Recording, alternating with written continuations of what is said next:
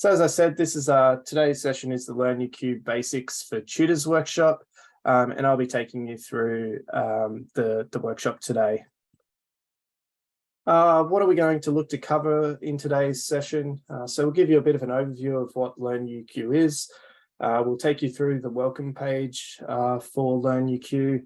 We'll then venture into a practice course site where we'll go through and we'll show you how to create an announcement, add some content, and how to edit and move content around in the course. We'll have a look at a mock-up of an assessment folder for a course, and then we'll go and have a quick look at the grade center as well.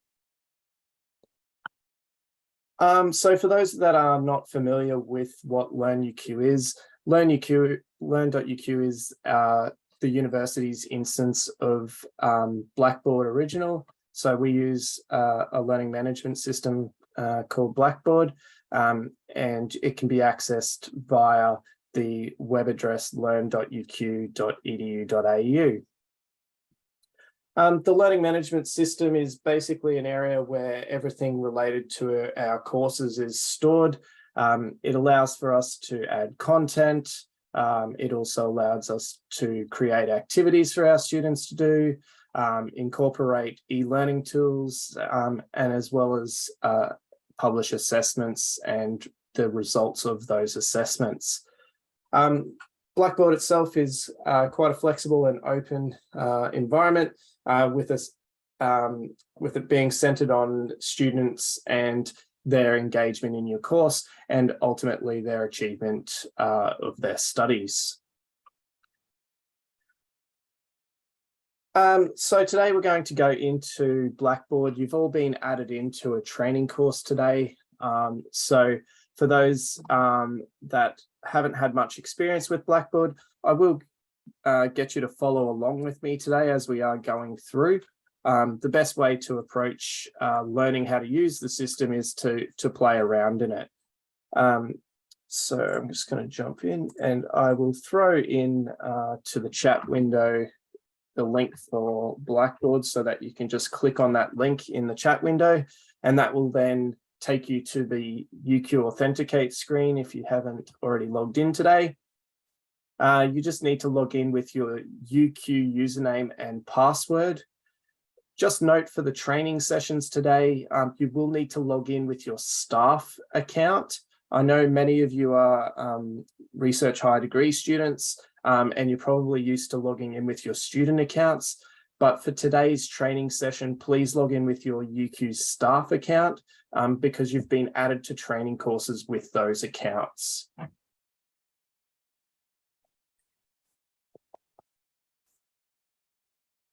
If I could just get you to throw a thumbs up in Zoom there once you've been able to log into Blackboard, that'd be great.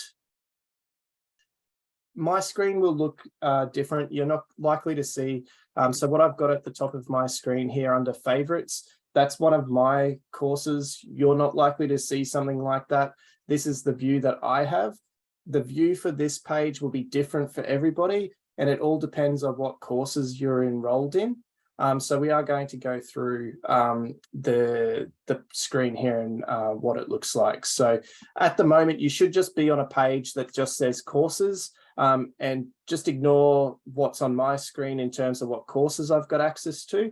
But this should just be the page that you're on at the moment.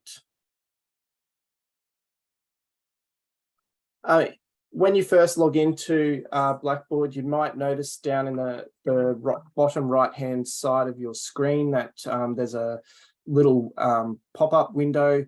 This is what we call our impact messaging screen. This will pop up from time to time with useful information and tips about using the system. If we have any major issues that occur, we may also post a message via this messaging service. Basically, what you can do to get rid of it is there is a little X in the top corner that will close it down. There's also the option to not show the message again. So if you've already acknowledged that you've read this message, you can click to not show it again. And then when you click the X, you won't get the message pop up every time. You'll just get it pop up when a new one comes up. So by default, when you come in, as I said, you do land on the courses screen. The courses screen is where you can go to access any course site that you've been given access to. There's a number of different ways that you can navigate around on this screen. Up the top here in the middle of the screen, there is a drop-down box. Mine currently says current courses. You can click on this drop-down box and it will give you filters to filter through the various semesters that you may have access to for courses. There's also option for training courses, as well as all the other semesters that you're enrolled in. So you can flick between those and it will then display different different courses list down below on the screen there. There's also the option to look at your course list in a list view, which is what the default view is. You can also change it into what is called a grid view, which will allow you to see a list of your courses as a grid view. A lot of the courses across the university will have various pictures that represent their course, and these can be used to help help students identify the course. You can switch back between views at any time just by clicking on the button. You also have the option next to courses, there's a little star icon. This star icon will allow you to favorite a course. If you favorite a course, it will appear at the top of your list all the time. So this can be useful if you're enrolled into a lot of courses, but there's only a few of the courses that you are particularly interested in and that you use on a regular basis. So you can add an extra favorite course just by clicking on the star, and it will add it into your favorites list there. If you want to remove a course from your favorites list, you just click on that star icon and it will remove it from your favorites list.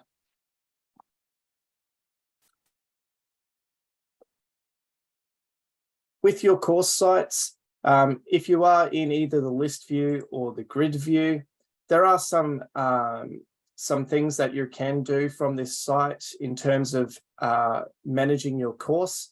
So next to your course, if you're in the grid view or either the list view, you'll find these 3 dots. The 3 dots here can be used to make your course available to students. So the first option here is make the course private. If your course is already private, which means it's not available to students, your course will be instead, when I click on that 3 dots, you'll be able to open your course site. The general rule for opening your course site is that at a minimum, a course site needs to be available to your students 1 week prior to the first teaching activity that occurs in the course. So by now we are in week 1. So your course sites for any courses that you're tutoring into should already be available to your students. From the grid view, you can also edit the course image from the grid view. If you did want to change the course image for your course, you can click on the edit course image, and it does give you the option to upload an image that can be used to represent your course. It does give recommended pixels for the size of the image. It is obviously best to try and get your image in that size that it recommends, so that it displays correctly for you on your course site. On our landing page here, on the left-hand side of the screen, there's also a whole list of other areas in which you can go into, which provide different information to you. One other section that you might be interested in looking at is the institution page. On the institution page, you have at the top of the page is the spotlight section.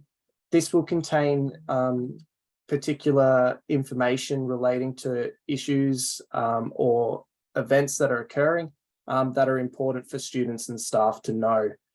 Quite often, if there's any problems with any of our learning management system or our plugins to our instance of Blackboard, so there's problems with an assessment tool like Turnitin, those sorts of messages will go into this spotlight section as a notice to students and staff that there's a problem, and it will usually contain information on when and how long the issue has occurred.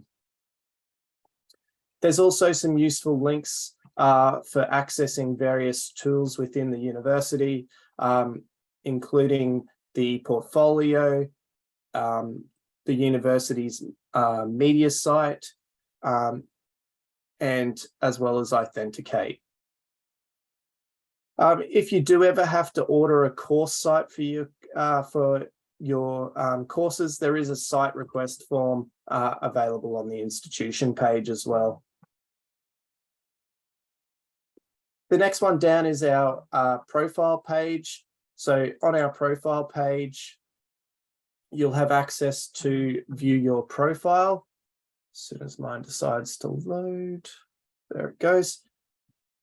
So there's not a lot of information here on your profile page that you can edit. All this information is pulled in from the university's management systems. So the information's pulled directly from the likes of Cynet. So you can't edit a lot of the information on this page. However, there are notification settings that you can edit from your profile page. So if you do find that you're getting too many notifications from Blackboard in your email account, you may wish to change your email notifications so that you receive less of those emails. The next one down on our list is the activity stream. The activity stream will contain a feed of any of the recent activities that have occurred in courses that you're involved in. So it just has information about what's happening throughout the courses.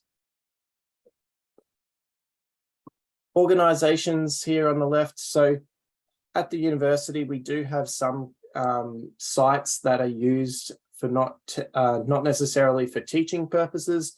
And so they tend to fall under what we call organization sites.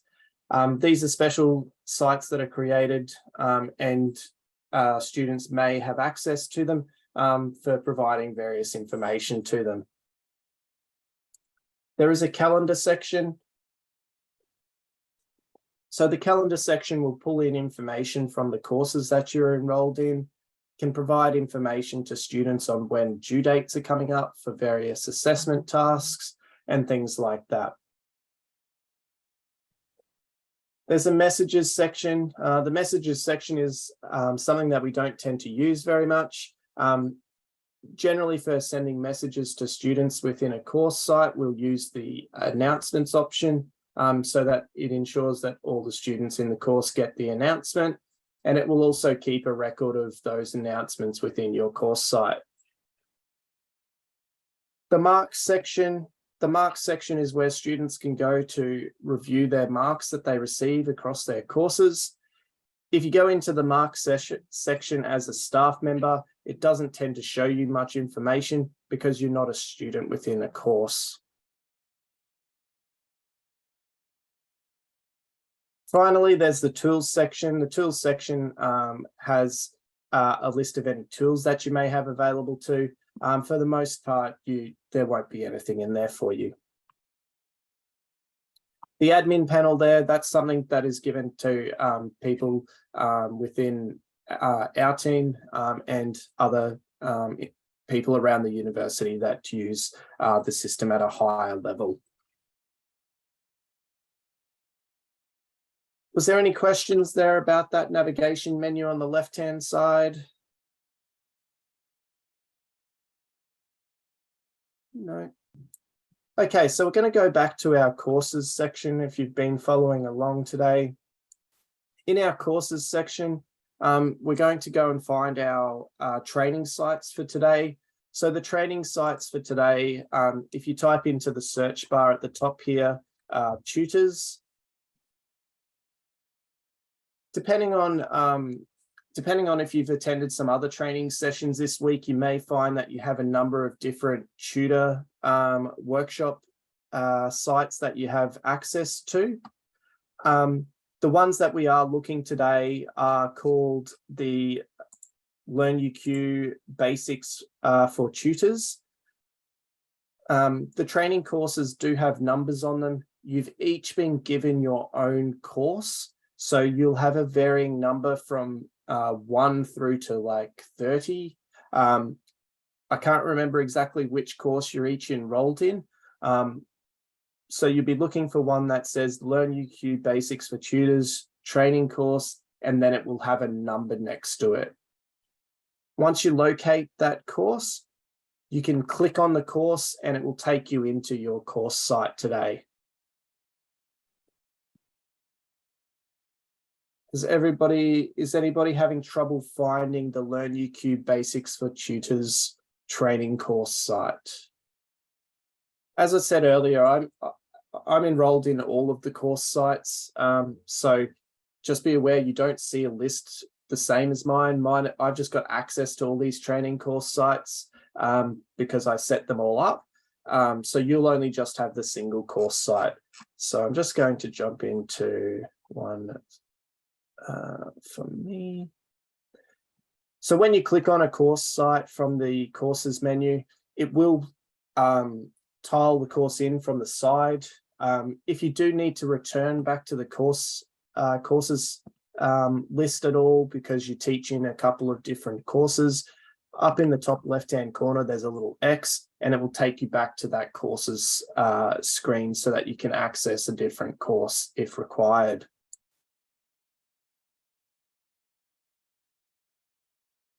By default, generally, when you come into a course site, you'll land on a page called the announcements page. I am just going to quickly demonstrate to you an alternative landing page that some courses across the university may be using. The alternative landing page that some students may land on or yourselves as tutors may land on is what we call the learning pathway. The learning pathway is just a different landing page in which it will display to students what activities or assessment tasks they've got coming up within their course. So this is just a different view for students that they may see in their course. It will display to them the weeks that they've, the past weeks and the current week that the students are in and what tasks they need to do for that week. It also allows them to check off as they've completed those tasks to help keep them on track. It is not used in every course, so please just be aware it may not be something that you see in your courses that you're tutoring into.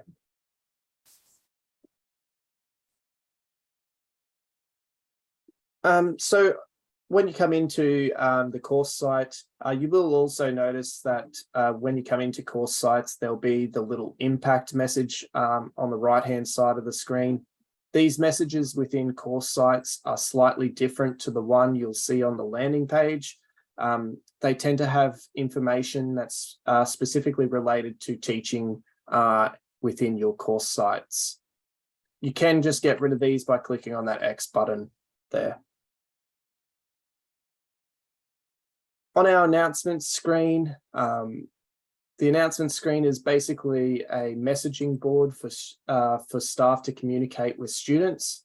The benefit of the announcements screen is that throughout the semester, it will keep a record of any communications that you've done with your students. So it's actually really important that if you are going to send out messages to all your students in your course, that you do it via this announcements page. Because it does keep that record for you throughout the semester.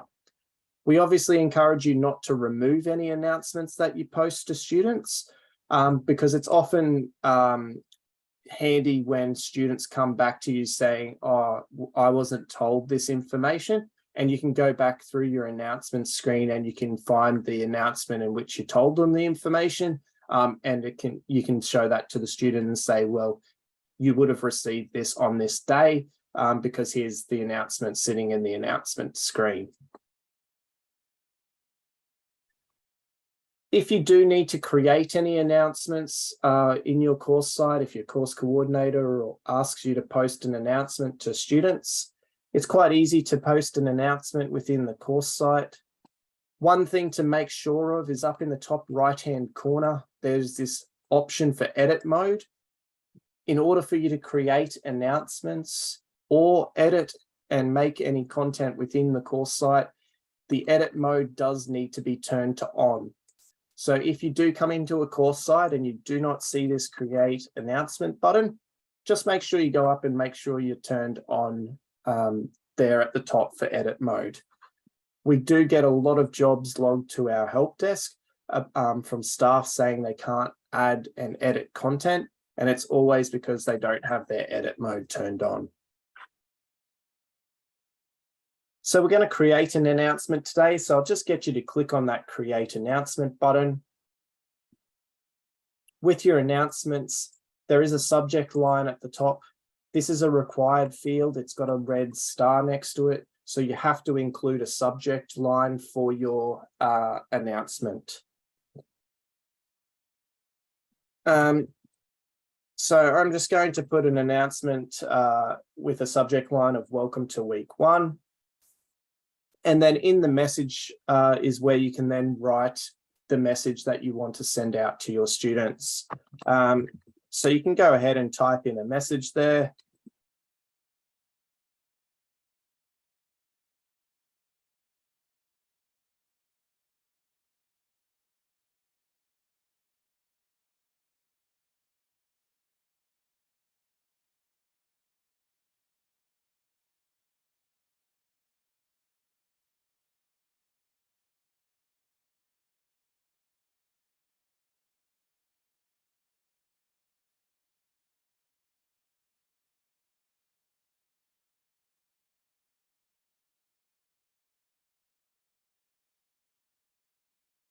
So I've written a little message there to my students.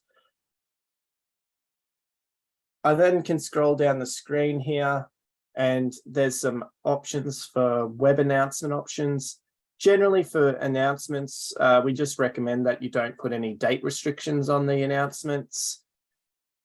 There's also the option down the bottom here to send a copy of the announcement immediately to students. If you want your students to receive an email copy of the announcement, we just encourage you to select that checkbox. And what it will do is it'll send an email of the announcement straight away to the student's email account. A little bit further down here, we have the option to add in a course link. So in my message up here, I have mentioned to students that I would like them to review the week 1 learning resources folder. So what I can do down the bottom here is in this course link option, I can click on the browse button. It brings up this little window, this little pop-up window. I can then go through to my learning resources and I can look for my week 1 learning resources folder and I can select that. Once I hit the submit button down the bottom, it'll post my announcement for my students and I'll receive an email from the system to post for that post of that announcement. The course link that I've added in will appear at the bottom of the announcement. If a student clicks on that course link, it'll actually jump them straight into the folder that I was talking and asking them to review. I can return to announcements just by clicking announcements in the menu on the left-hand side. With your announcements, at the top of the screen here, you'll see this message that says new announcements appear below this line. If you have something that's really important that you want your students to see every time they come into your course site, what you can actually do is you can find an announcement. So for instance, if I want to put this welcome message, I can drag this one up and I can drag it above the new announcements appear below this line one. And what that will mean is that this welcome announcement will always be the first announcement that appears on the page. The one thing about this is to be careful of how many announcements you put above this particular line here. It does impact the ability for students to view messages because the most recent message appears first by default. So with that,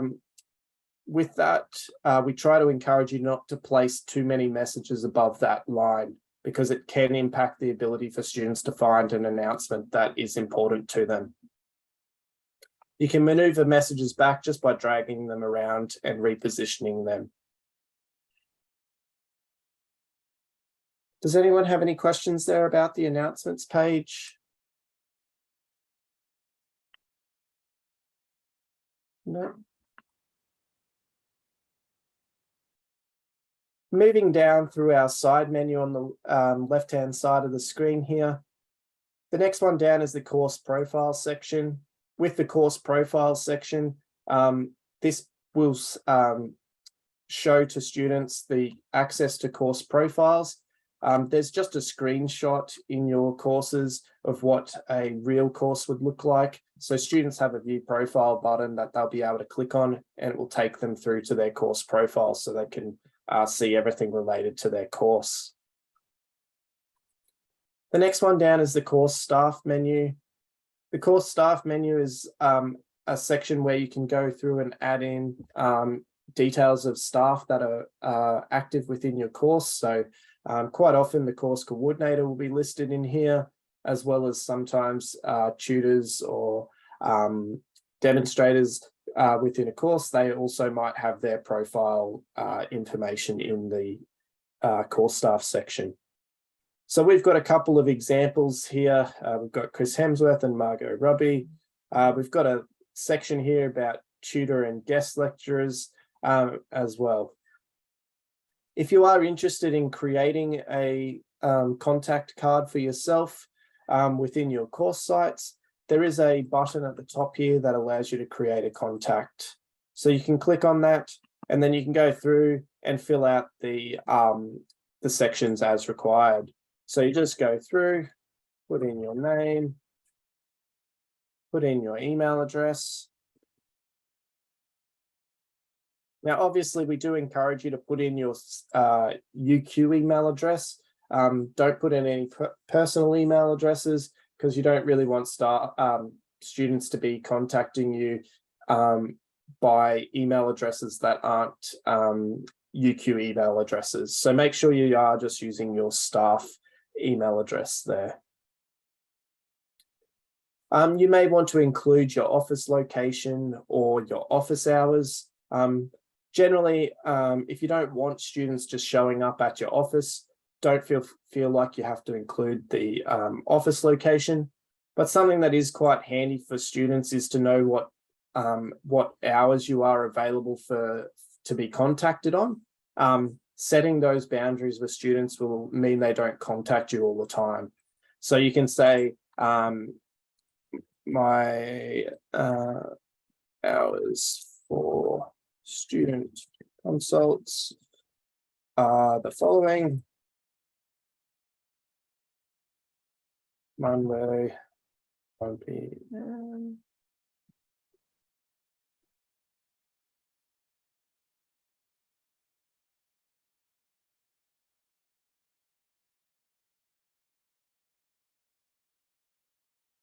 So you can go through, you can add in some details there. You then come down the bottom, you can, whether you want to make your profile available. If you want students to be able to visit or see your profile, you do need to change it over to yes. You can also add an image into the system there for you. Please be aware that it says it's recommended that the image, so your face shot, for instance, should be of the size of 150 pixels by 150 pixels.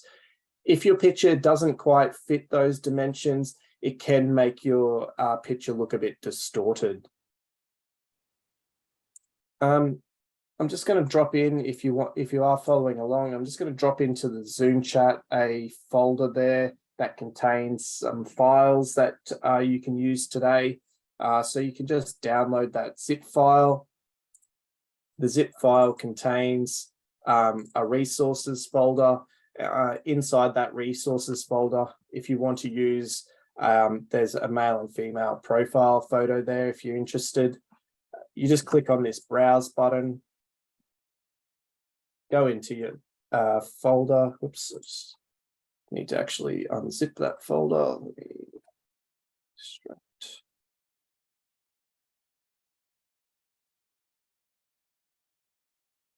Let's try that again. So I'm just going to attach my profile photo here. You can also add in a personal link. So if you wanted to provide students with a link to, say, your UQ researchers page, you can also do that as well. Once you're happy, you hit that submit button, and it will add your profile into the page there. You can change the order of your profile just by dragging it up or down there. If you want to edit your profile, there's a little drop-down box there. You can click on that and click edit, and it will go through and allow you to edit that as well. If you make any changes, just remember to hit that submit button. Any questions there about the profile staff course staff profile? No. The next section we're going to have a look at is the learning resources section. So inside the learning resources section is generally the area where you'll find the courses, all the learning resources for the course. There's a few things in this folder that are placed in here as part of our templates. One of the things that is placed in here by default is our lecture recordings section. This is where students can go to access their lecture recordings. So lectures by default are recorded in Echo 360. So if you are conducting a lecture in a lecture theatre for your course, those courses, the lectures will be recorded via Echo. By default, anything with a lecture tag or a contact tag within the timetabling system is automatically scheduled to be recorded. When the lecture is recorded, it will automatically get published into that lecture recordings, generally within 24 hours of a course, like a lecture taking place.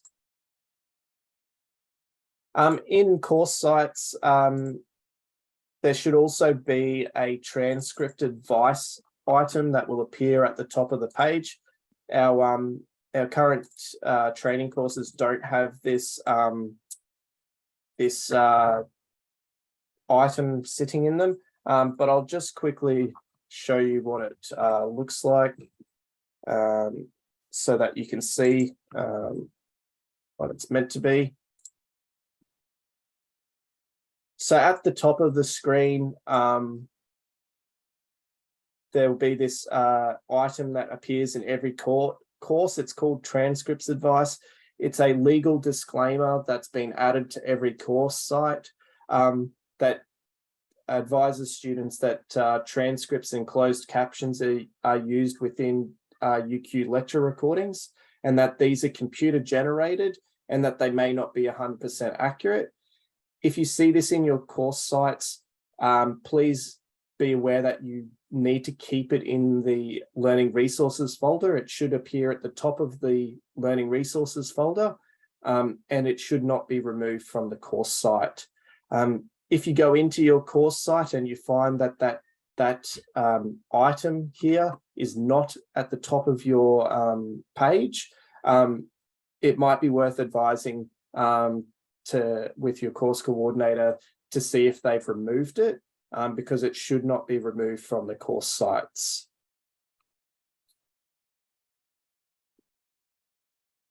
The When you first come into a course site, there may be this support section at the top of the screen.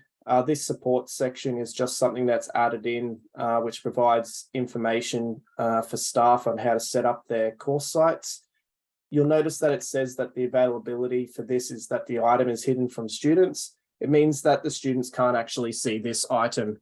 So if I go up to the top of my screen and click on the student preview mode, if I go into student preview mode, and then I go into my learning resources folder, you'll see that that's advice for staff item there doesn't show up for the students. If you do go into student preview mode, there is an exit preview mode at the top there, and then you can just click continue to exit out of student preview mode.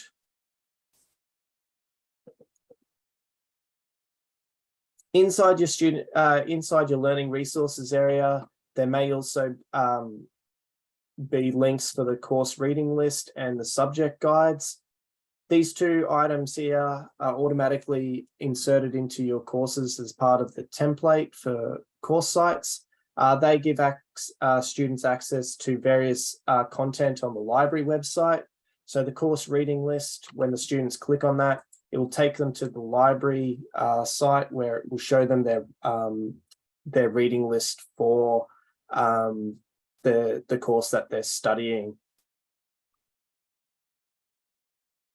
So obviously with our training courses, they're not linked to actual real course information. So clicking on that in our training courses doesn't actually do anything. But in a real course site, it will take them to the reading list. After these items that are in your course by default, you then will often find the content for the rest of the teaching in the course. Generally, we encourage staff to put their content into weekly folders or into module folders that for their content. Students tend to find it easier to navigate around their course when they know that their content is in those weekly or moduled folders. You can access folders just by clicking on the folder there, and that will then take you into the folder where you can view any of the content.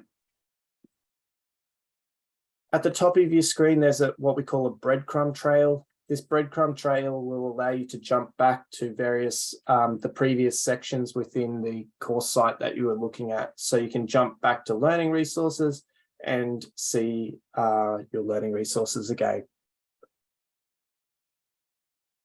What we're going to do here, first off, is we're going to create a content folder so that we can add some content for week 3.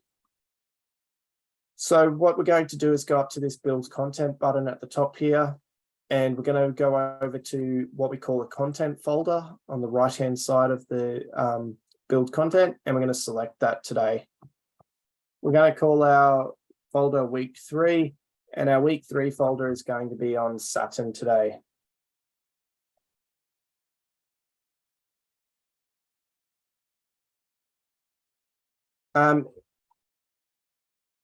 Again, with creating our content here, you will notice that there's a red star next to the name at the top here. That indicates that you must include a name there at the top. The text box below that is not a mandatory text box, so you don't actually need to put anything into that box there. But obviously, we encourage you to put something in there, such as like information. This folder contains all content related to week 3. Something that just tells students what they have on in that week. You then can click the submit button at the bottom, and it will create your folder straight away. If you do need to edit or you've made a mistake with anything there, with everything in Blackboard, if you need to edit or make changes, you'll find a little down arrow next to the heading of the folder or item. In this menu here, you can go up and you can click on the edit button, and this will take you back in to edit the details of that particular folder or item. One thing I didn't show you just before is when you create content, there are these standard options that can be applied.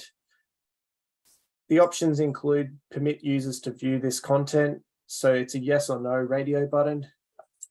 Permitting users to view content is related to student access to the content.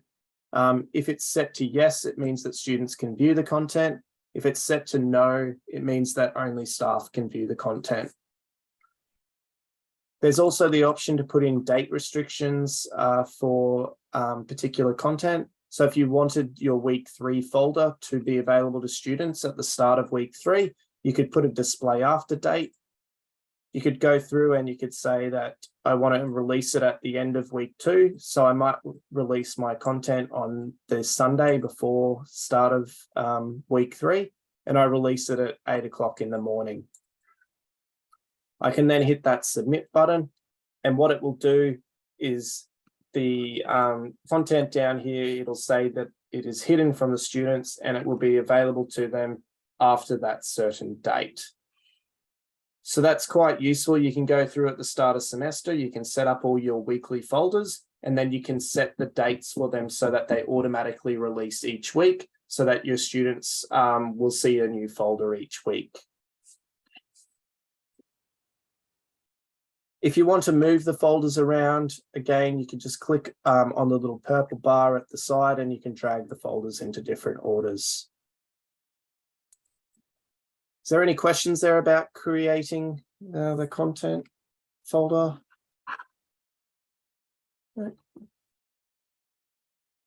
In terms of adding content to the page, you can click on the Build Content button at the top here. Generally, we encourage staff to put in content as items. When you create an item, you can add a range of different content into the item. So I'm just going to call this week 3 Saturn.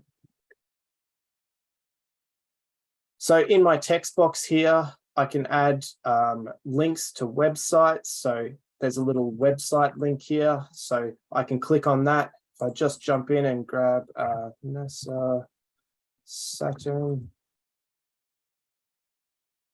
So I can go and find a web link to NASA's website on Saturn. I can grab the URL, I can place it into there.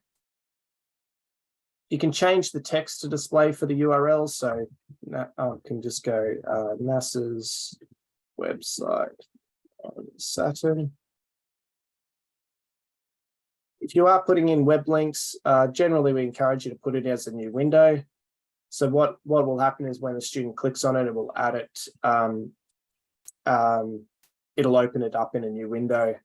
So what I can do here is I can say, students, please review the information on the NASA, on NASA's website on Saturn.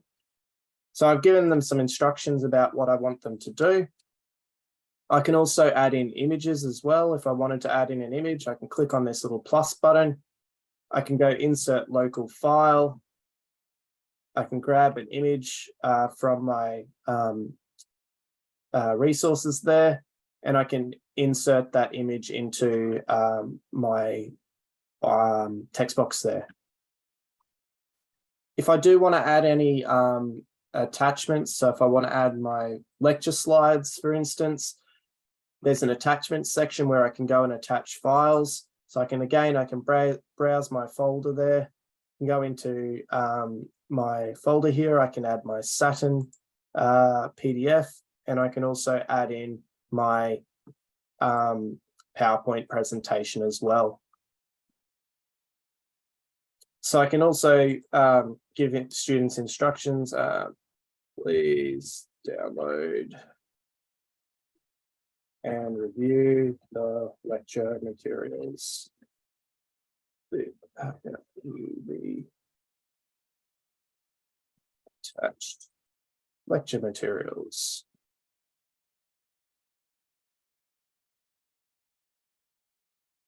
As with the creation of the folder, you have those standard options there as well.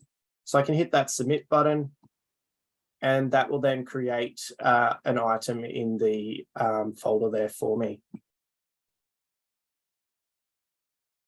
In our course sites here, if you go back into the learning resources and you do have a look at, say, the week 1 universe folder, you can separate them out into individual components, as seen in this example here. The one downside about adding them in as individual components is that it requires a student to scroll through the screen a lot.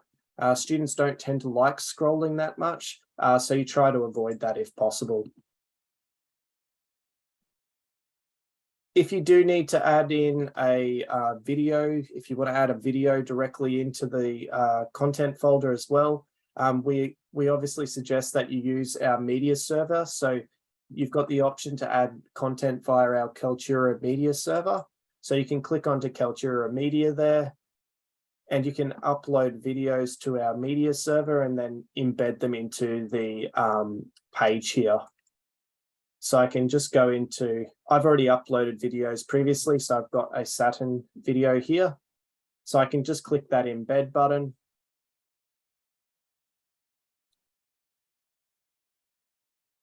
And put in a name for it.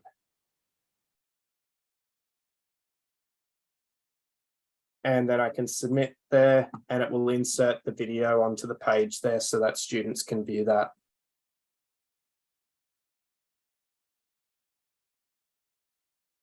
So I'll just go back to my learning resources. Someone's asked, can I demonstrate creating a new week again? So the new weekly folders down there, if you go to the build content button at the top, I've created them using the content folder option. So I can just call it week 4, and then I can put in my info, click that submit button, and it will create a new folder down the bottom there.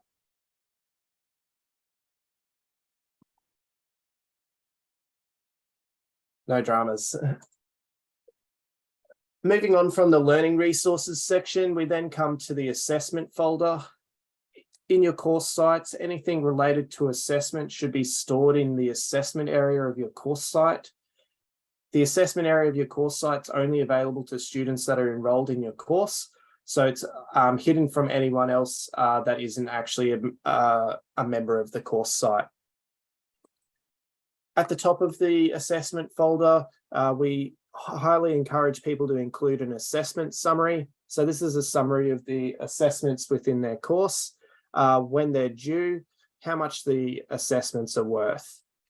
Quite often what people will do is they'll go into their ECP and they'll just screenshot the assessment summary from their course profile under the assessment section. We then suggest that you have content folders for each of the various assessment tasks. So at the top here, you can see I've got 3 assessment tasks in this course, and you'll notice that I've got a different folder for each assessment task. When you go into an assessment folder, you should have at the top of the assessment folder the submission link if it is an assignment. If it's a test, like a Blackboard quiz or something, the quiz should go at the top of the folder. Underneath that, you should then include any information relating to the assessment task, including task descriptions, assessment instruments for marking the student's work on, and anything else related to that assessment task. Doing this, setting up your folders in this manner will obviously assist your students in ensuring they know what they need to do for their assessments. On the menu here on the left-hand side, there's also other tools that are available to students. Your courses may use a discussion board. The built-in discussion board for Blackboard is not quite as popular as it used to be. We actually have a more advanced discussion board called Ed Discussion.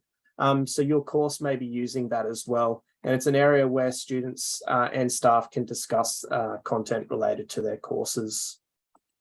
The My Grades section, this is where students can access marks associated with this particular course. So it's very similar to the My Marks section on the welcome screen.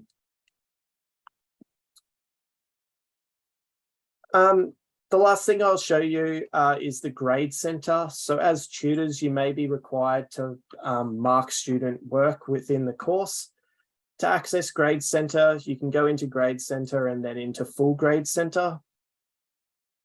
Inside full grade center, you'll see all the students that are enrolled in the course. You'll see information on when they've accessed the course last. You'll see columns relating to their assessment tasks. A lot of our assessment tools, when you create an assessment, it will automatically create these assessment columns. So this one here is related to the quiz that's in the quiz folders. This one here is the Turnitin submission link. So they create these columns automatically when the assessment task is set up.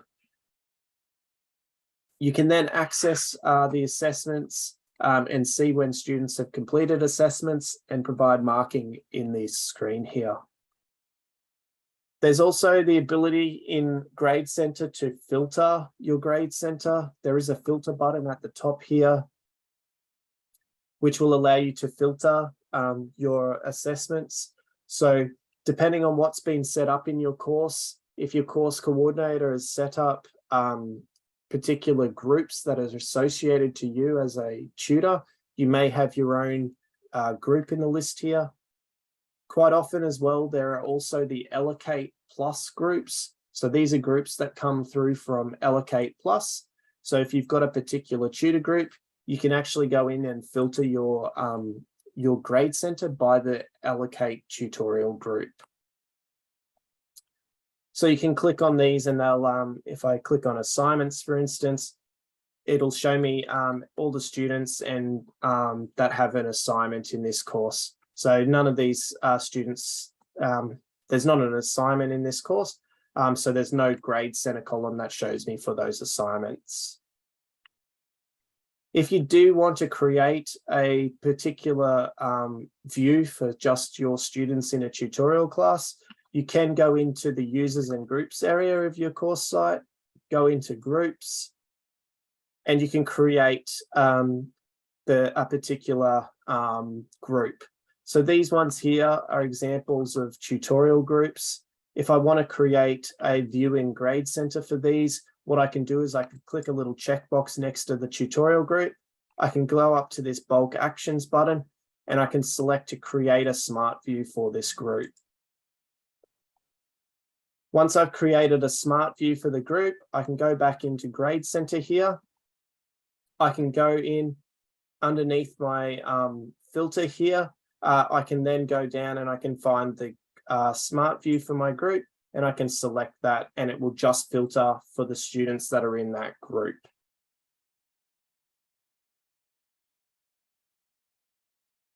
So we're just about out of time there. I know I've gone through everything really quickly. So if you have missed something today and you're not sure, I will send out the recording of the session. But we do have a range of other services that are available to you as well. If you do need any assistance, we do have the staff eLearning help desk. They can be contacted via email. Please send them an email if you encounter any technical problems. If it is something that's urgent, so related to assessment that is occurring and you need an urgent response, please just put urgent in the subject line and you'll receive a response within an hour. There's also e-learning workshops available throughout the semester. We have self-paced workshops as well as custom workshops available. We have e-learning advisor consultations where you can book one-on-one appointments with an advisor to assist you with e-learning tools. And we also have our e-learning guides website as well, where there's a full list of guides relating to all of our tools. There's a range of teaching and learning services available as well, which I'll send out to you after the session. Thank you again for coming today. If you do have any questions, please feel free to stay around and I can answer those. But otherwise, I'll send you an email with our follow-up details shortly. Hi, Jan.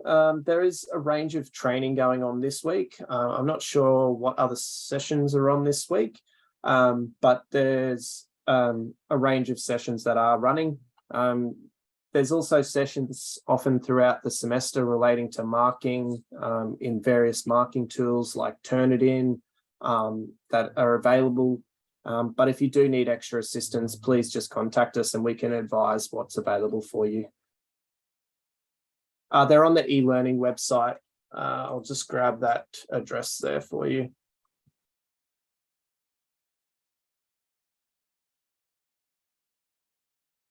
So all our contact information, all our guides are available through that eLearning website.